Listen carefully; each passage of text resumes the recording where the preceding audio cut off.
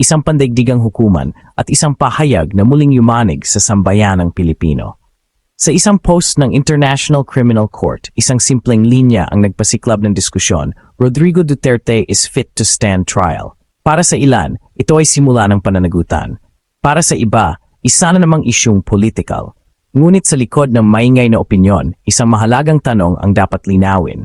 Ano ba talaga ang ibig sabihin ng fit to stand trial? Hatol na ba ito? O simula pa lamang ng isang mas mahaba at mas masusing proseso ng hustisya?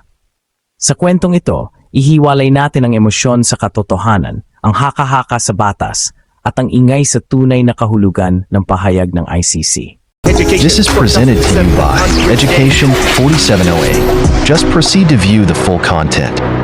Magandang araw mga ka-edocs at welcome pong muli sa ating channel. Sa mga hindi pa nakapag-subscribe sa channel ko, mag-subscribe na kayo para lagi kayong updated sa ating mga talakayan. Kaya tara na! Sa isang post na kumalat sa social media, lalo na sa opisyal na pahina na may kaugnayan sa International Criminal Court o ICC, isang pahayag ang muling nagbukas ng diskusyon, si dating Pangulong Rodrigo Duterte ay fit to stand trial.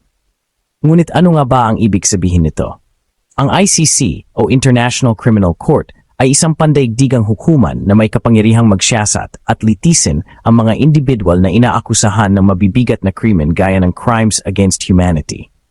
Sa naturang post, ipinaliwanag na matapos ang pagsusuri, walang nakitang pisikal o mental na kondisyon na maghahadlang upang si dating Pangulong Duterte ay maharap sa isang paglilitis kung ito ay tuluyang itutuloy. Mahalagang linawin, ang salitang fit to stand trial ay hindi nangangahulugang siya ay napatunayang nagkasala. Ito ay isang legal at medical na pagtatasa lamang. Isang proseso upang tiyakin kung ang isang akusado ay may kakayahang unawain ang kaso laban sa kanya at aktibong makilahok sa isang paglilitis. Sa madaling salita, sinasabi ng pahayag ng ICC na kung sakaling umabot sa korte ang kaso, ang dating Pangulo ay may sapat na kakayahang pisikal at mental upang harapin ang proseso ng batas. Hindi nito hinahatulan ang kanyang mga ginawa. Hindi rin nito sinasabi ang magiging resulta ng anumang kaso. Ang video na ito ay bahagi ng mas malawak na usapin tungkol sa pananagutan, karapatang pantao at ang papel ng mga internasyonal na institusyon sa paghahanap ng hustisya. At gaya ng lahat ng legal na proseso, nananatiling mahalaga ang prinsipyo ng due process na ang bawat akusado ay may karapatang ipagtanggol ang sarili. Sa huli, ang pahayag ng ICC ay hindi wakas ng kwento, kundi isang paalala na sa mata ng batas, ang kalusugan at kakayahan ng isang tao ay sinusuri bago ang anumang paglilitis. At ang katotohanan ay hinahanap hindi sa ingay ng opinyon, kundi sa tamang proseso ng hustisya.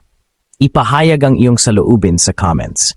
At huwag kalimutang mag-like, mag-subscribe, at mag-share nito sa iyong mga kaibigan. Ito ang Edocs DC, nagsasabing, sa bawat panahon at pagkakataon, sa katotohanan dapat nakatuon. Hanggang sa muli. Paalam.